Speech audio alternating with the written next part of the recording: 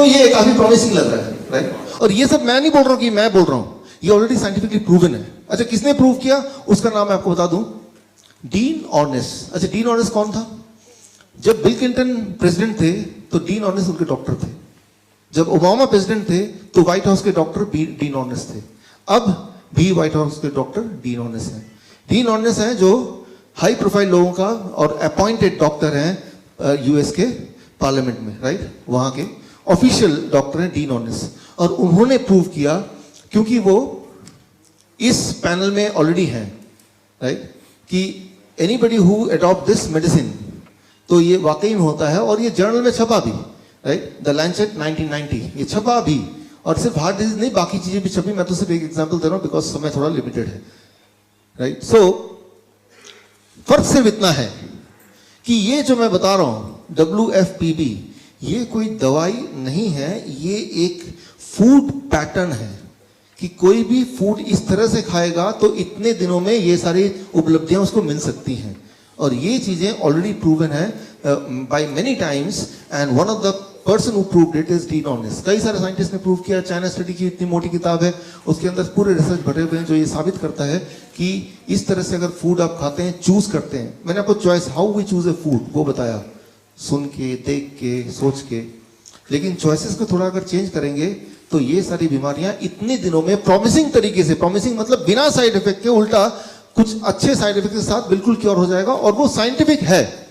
अच्छा, तो अब ये बात आती है कि अगर ये इतना प्रॉमिसिंग है, इतना साइंटिफिक है, ऑलरेडी प्रूवन है, और साइंस में भी है, बुक में भी है, इवन यूएस में लीगल भी है ये, मतलब इंश्योरेंस भी मिलता है इसके अगेंस्ट। कोई बोलेगा कि मुझे ये वाली मेडिसिन खरीदनी है, मतलब ये वाले पैटर्न से मुझे अपने को ठीक करना है, तो उसके लिए भी इंश्योरेंस का वो हकदार है, यूएस में ऑफिशियल है। तो वो अभी कुछ समय पहले हुआ है बस, लेकिन अब है। अगर ये वाकई में इतना इफेक्टिव है तो ये फैला क्यों नहीं? Why it is not spread? Government इसके बारे में बताती क्यों नहीं? हमें पता क्यों नहीं है? देखिए, किसी चीज का सच्चा होना या अच्छा होना या साइंटिफिक होना इज नॉट द क्वालिफिकेशन कि वो लोग अडॉप्ट कर लें।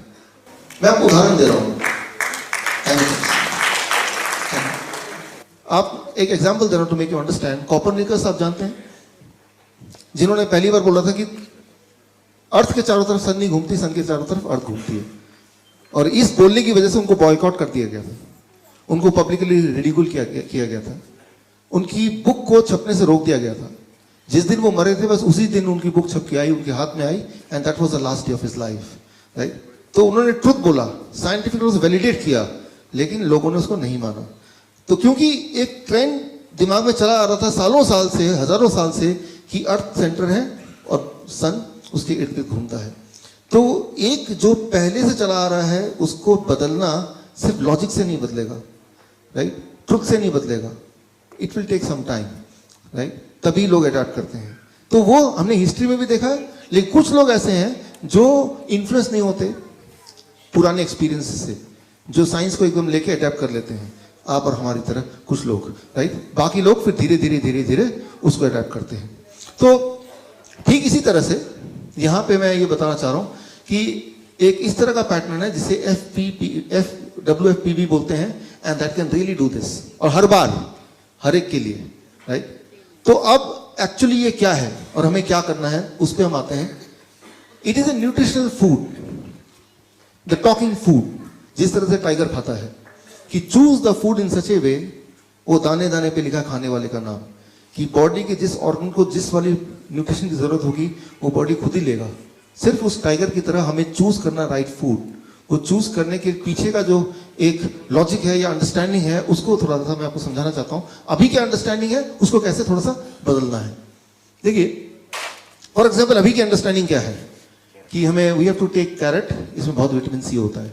अच्छा, हमें ऑरेंज खाना चाहिए क्योंकि इसमें विटामिन ए होता है, कैरेट में ऑरेंज विटामिन सी होता है। दूध, इसमें बहुत ज्यादा कैल्शियम होता है। ये है अभी की लॉजिक अंडरस्टैंडिंग। दूध नहीं पिएगा कैल्शियम कहां से मिलेगा? ऑरेंज खा लो तो आपको विटामिन सी मिल जाएगा। This is the current logic जिसपे हम अभी की न्यूट्रिशन साइंस चलती है। अभी जो हमने पढ़ा है, सीखा है, डॉक्टर बोलते हैं, न्यूट्रिशनिस्ट बोलते हैं, किताबें बोलती हैं, वो ये है।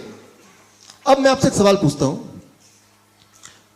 2 टाइम आप खाना खाते हैं, मान लो एक इंसान 2 बार खाना खाता है। पहला मील उसमें विटामिन सी 100 mg है, दूसरा मील खाता है उसमें विटामिन सी 500 mg है।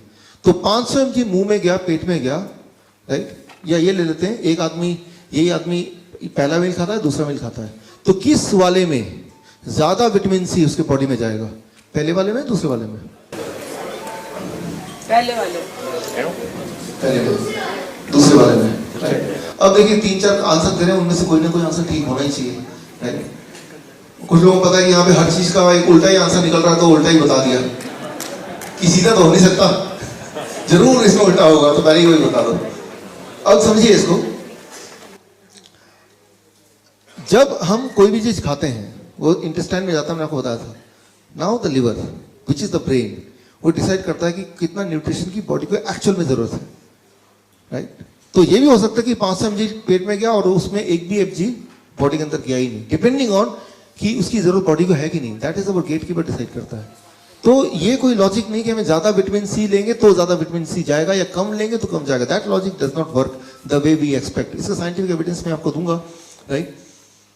फॉर एग्जाम्पल, एक ऑरेंज लीजिए, आप एक्सपेरिमेंट कीजिए, उसको लैब में दीजिए, उसमें 53 ग्राम अगर फॉर एग्जाम्पल विटामिन सी निकल रहा है।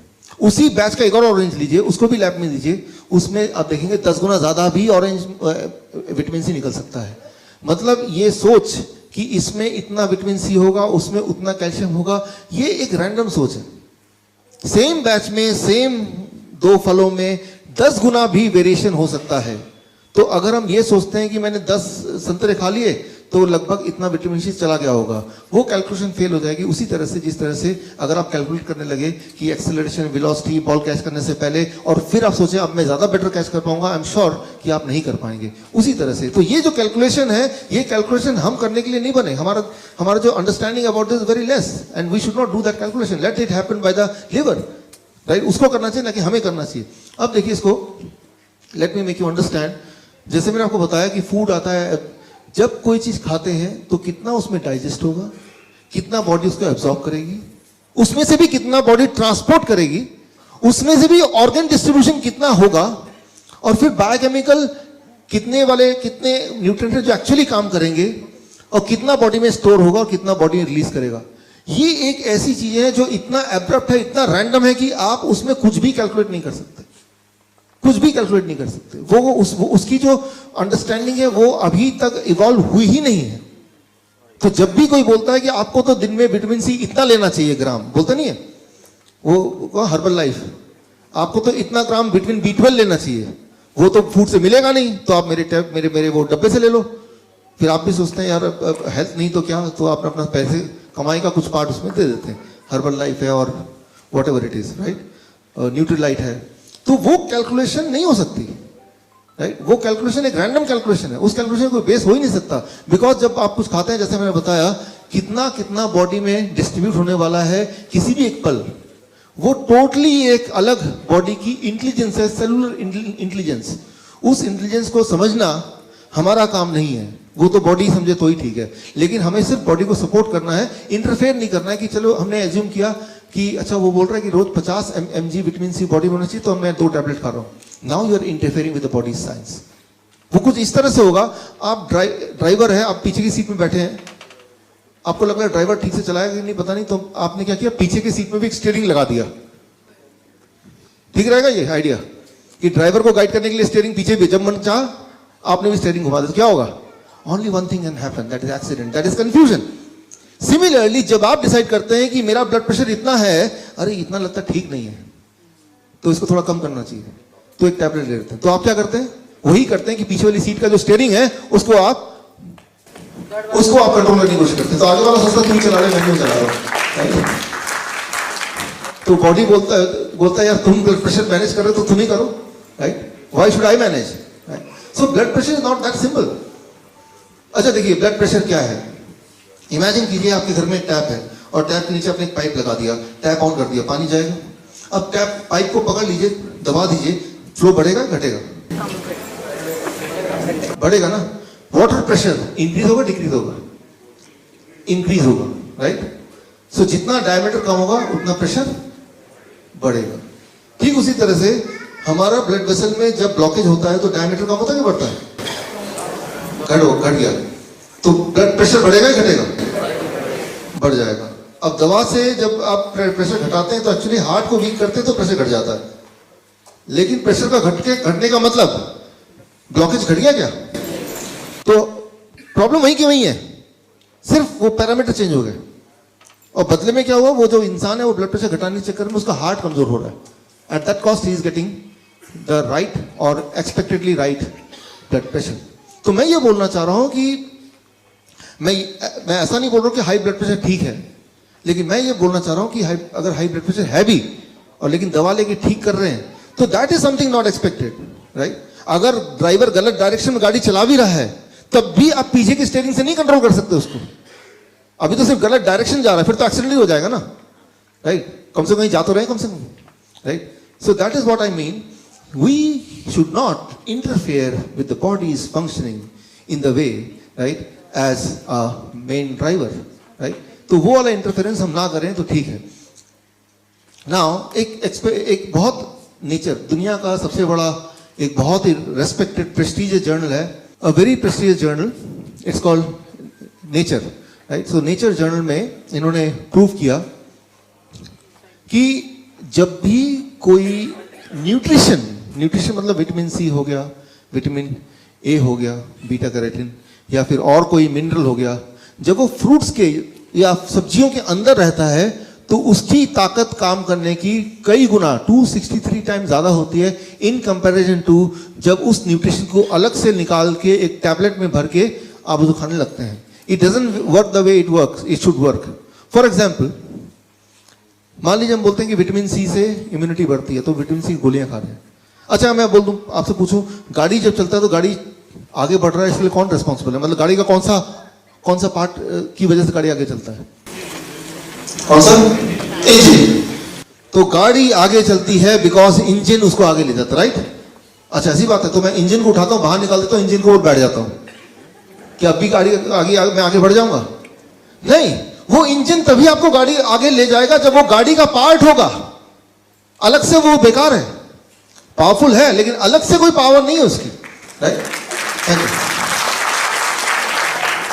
इट इज राइट कि विटामिन सी आपकी इम्यूनिटी को स्ट्रॉन्ग करेगी और करती है when it is a part of the whole. जब पूरे उसका एक पार्ट है तभी उसके वो कर सकती है. वो उसको अलग ले लोगे and then you expect the same result, it do not happen. ऐसा होता नहीं है, राइट. सो अच्छा, ये जो सारा मेडिसिन का पूरा ये जो आया है पिछले 50 साल में, ये बना कैसे, right, which we call medical science. Ayurveda को साइंस नहीं बोलते हैं, किसी और को साइंस नहीं बोलते, मेडिकल को साइंस क्यों बोलते हैं? How it came?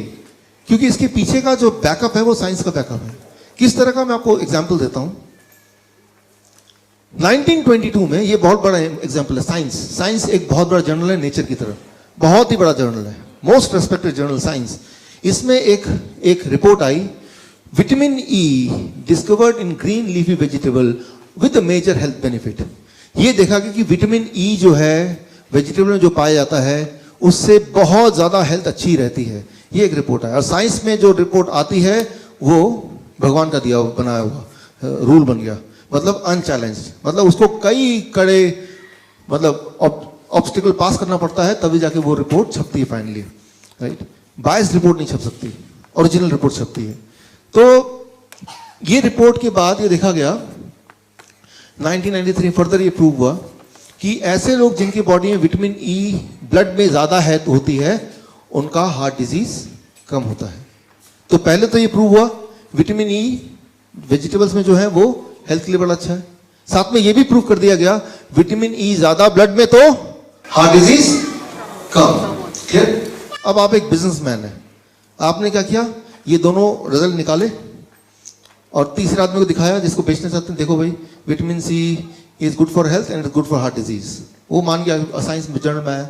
आपने क्या किया, अनजाने में या जानबूझ के वेजिटेबल फूड से विटामिन सी निकाला, उसकी गोली बनाई, ये गोली ले लो, राइट. और आपने इसको देख लिया और वो मार्केटिंग वाले ने मार्केट कर दिया और आपने एक्सपेक्ट किया कि भाई अब ये वैसे ही काम करेगा, राइट. तो इससे ये शुरू हुई और ये जेन्युइनली शुरू हुई कि लगा लोगों को, एफडीए को लगा, साइंटिफिक कम्युनिटी को लगा कि ऐसा ही तो होना चाहिए. लेकिन जिन लोगों ने ये दवाइयां लेनी शुरू की उनको ट्रैक करना शुरू किया, ट्रैकिंग एजेंसीज. फिर फाइनली ये रिपोर्ट आया 2008 में.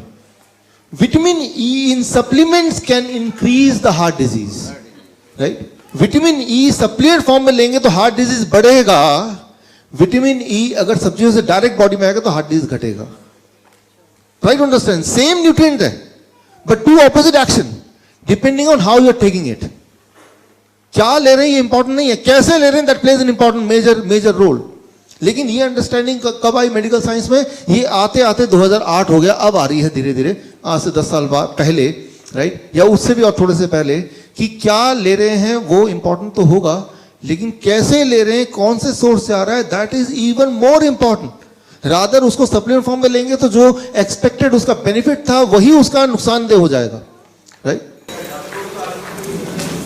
अब वो नहीं पता, क्योंकि मेडिकल कॉलेज में मेडिकल कॉलेज में जो न्यूट्रिशन सब्जेक्ट होता है 7 साल में वो 7 घंटे का होता है, 7 आवर्स, उसी में सारा न्यूट्रिशन साइंस होता है। और बाकी जो पढ़ाई होती है वो ड्रग्स की होती है, दवाइयों की होती है, दवाई का वो हाफ लाइफ डोज, कितना ड्रग्स से लिवर कैसे काम करेगा वो होता है। तो इसीलिए उनको नहीं पता, क्योंकि उनके सिलेबस का पार्ट नहीं है, तो they are not the right person to talk about nutrition. Nutrition एक अलग फील्ड है, medical doctors are different field, they are made to injection देना, दवाई देना, सर्जरी करना, ये उनका काम है, राइट? उनका काम फूड के बारे में नहीं बताना है, न्यूट्रिशन के बारे में नहीं बताना है उनका, राइट? तो उनको पता नहीं होगा क्योंकि उनका सिलेबस का पार्ट नहीं है, राइट? सो और कुछ समय पहले, आज से 10-15 साल पहले तो मेडिकल साइंस को भी नहीं पता था, राइट? साइंस को भी नहीं पता था, बट नाउ साइंस को कैसे पता चलता है? Science itself is not science. पहले एजम्पशन होता है कि शायद ऐसा फायदा होगा, फिर कुछ लोग उसको अपनाते हैं, लाखों लोग, फिर उनको ट्रैक किया जाता है सालों साल तक, फिर देखता है ये तो उल्टा हो गया, फिर दैट बिकम्स अ साइंस, फिर रिजल्ट को कोलेट करते हैं, वो रिजल्ट को डिस्प्ले करते हैं, राइट? तो पहले एक एक्सपेक्टेड गोल होता है, शायद ऐसा काम करें, उससे वो जर्नी शुरू होती है, फिर वो 10 साल चलती है, हजारों लाखों लोग उससे पीड़ित होते हैं, फिर वो उसका रिपोर्ट कलेक्ट होता है, फिर वो एक जर्नल में आता है, this is science, right? Science ऐसे होता है। वो मॉलिक्यूलर लेवल में पहले ही पता चल जाए कैसे काम करेगा, वो साइंस नहीं है, उतने इवॉल्व अभी तक टेक्नोलॉजी हुई नहीं है। अब देखिए, ये है journal of American Medical Association का रिपोर्ट, और similarly vitamin E supplement leads to higher cancer episode. Vitamin E vegetable से आएगा तो कैंसर कम करेगा, लेकिन अगर वही सप्लीमेंट फॉर्म में आएगा तो कैंसर बढ़ाएगा, राइट? सो जितने सारे विटामिन के ऊपर ट्रायल्स हुए, वो सारे ट्रायल्स को मिला दें, एक रिपोर्ट निकालें, तो उसे बोलते हैं मेटा एनालिसिस। और उसमें भी सेम ही बात की जा रही है कि अगर कोई सप्लीमेंट फॉर्म में कोई चीज आप लेंगे तो वो हार्ट की डिजीज को बढ़ाता है, लेकिन वो नेचुरल फॉर्म में अगर आता है तो हार्ट की डिजीज को घटाता है। तो ये रिपोर्ट भर रिपोर्ट है, और ऐसे कई के रिपोर्ट्स हैं। मैं सारे रिपोर्ट अभी दिखा नहीं सकता, लेकिन जो हमारे डायबिटीज एजुकेटर्स हैं, जब यहाँ से जाएंगे आप लोग, जो डायबिटीज, आपको एक कार्ड मिलेगा which is called CME card. उस कार्ड के थ्रू आप इसके और डिटेल रिपोर्ट एक्सेस करना चाहते हैं तो वो एक्सेस कर सकते हैं, those who are diabetes educators, right? So एक और एग्जाम्पल देता हूँ, one last example, beta carotene from fruits and vegetable blocks the cancer growth. Beta carotene अगर फ्रूट एंड वेजिटेबल से बॉडी में जाता है तो वो कैंसर की ग्रोथ को वहीं रोक देता है, 1981, राइट? तो लेकिन इसका मतलब ये नहीं कि बीटा कैरोटीन अगर सप्लीमेंट फॉर्म में लेंगे तो सेम इफेक्ट आएगा, बल्कि इफेक्ट उल्टा हो गया। अगर वो सप्लीमेंट फॉर्म में आएगा तो it increases the death because of cancer by 46%। So the conclusion is, कोई भी चीज जब ले रहे हैं, वही वाला न्यूट्रिएंट अगर नेचुरल फॉर्म में है तो एक अलग ढंग से काम करता है, और वो न्यूट्रिएंट अगर नेचुरल फॉर्म से हटा के अगर वैसे लेने लगते हैं तो वो टोटली उसके उल्टे डायरेक्शन में काम करता है, उल्टे डायरेक्शन में। ऐसा नहीं कि उससे कुछ फायदा नहीं हो रहा है, फायदा तो नहीं हो रहा है, लेकिन उल्टा नुकसान हो रहा है, और वो बहुत ही जबरदस्त नुकसान हो रहा है, राइट? सो तो ऐसे बहुत सारे एग्जाम्पल्स हैं। इसको कंक्लूड करते हैं इस बात को। मान लीजिए एक एप्पल लेते हैं, उसको लैब में डालते हैं, तो एप्पल के अंदर जो न्यूट्रिएंट है वो ये सारे लिस्ट किया हुआ है मैंने, करीब 100 से ज्यादा न्यूट्रिएंट है in apple. There are about 100 nutrient. तो वो 100 न्यूट्रिएंट जब टुगेदर होते हैं आपस में, राइट, तो जाके वो न्यूट्रिएंट आपको वो वाले लाभ देते हैं जो लाभ की आप उम्मीद करते हैं। लेकिन उसके बीच में से अगर विटामिन बी निकाल दिया, एक टैबलेट बना दिया, विटामिन सी निकाल दिया, एक और टैबलेट बना दिया, अब क्या है कि वो ठीक उसी तरह से होगा कि आपको लगता है कि गाड़ी में सोफे में बैठते हैं, गाड़ी का सोफा निकाल दिया, स्टेट निकाल दिया, then again expecting the same result, वो रिजल्ट नहीं आएगा, राइट? इनफैक्ट जब आप एक सेब खाते हैं तो सेब खाने के बाद बॉडी में जितने सारे केमिकल रिएक्शंस होते हैं, वो सारे रिएक्शंस को अगर आप चार्ट में बनाएंगे, राइट, वो चार्ट का परसेंट इज दिस, 1%।